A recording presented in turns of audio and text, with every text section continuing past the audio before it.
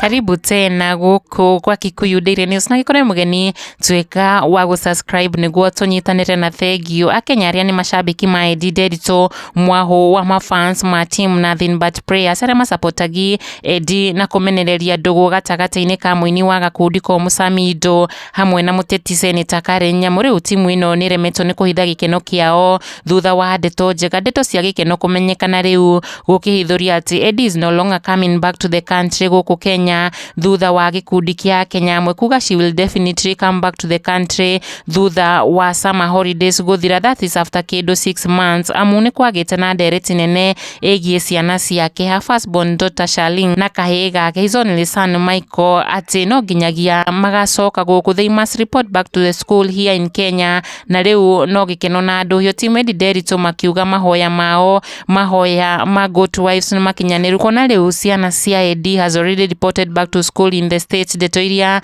irekereirio ni mamake boys Vanessa Roni thuru kwitukira nenda ciake cia ukinyaniria thiini wa gathenema karia tonete ciana cia EDDAY na Samidoh, both Charlene na Michael in full uniform Mary Day to go back to school. Ndeto iria ciatumura gikeno kiingi kwi team nothing but prayers kona Eddie has now moved permanently in the USA na tauria akiugire atike is no longer married to Samidoh oguo gukionekana na mafio she has moved on na maisha make a Kenya hamwe na mashabiki make makiyumiria gukungwira ndeto ici. Fani uyu wa mbere kuga ati we Eddie wari serious ginya ciana ni ciambia cukuru, kudos for standing for yourself and for your own kids. Agipongeza Eddie for this courageous move na decision ya kurugama na matua make hamwe na gukoro very strong for her own kids. Uyu nake akiuga it is now clear Eddie is not coming back, more peace, growth and happiness. Ati riu ni kuonekana it's clear Eddie daracoka guku fururini na she has moved on for her own happiness and growth. Ici